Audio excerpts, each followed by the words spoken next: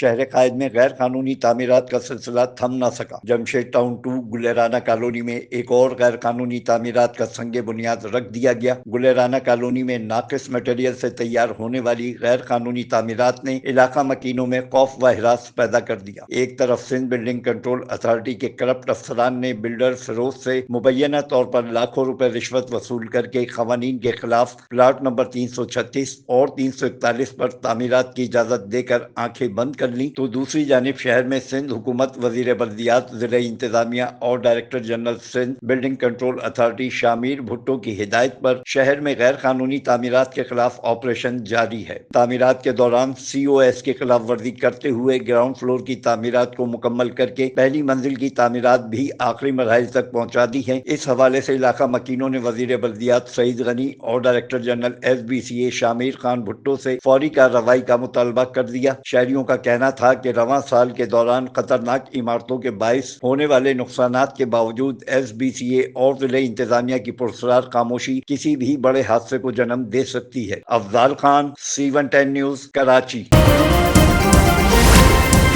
C110 news, خبر کی اصل خبر۔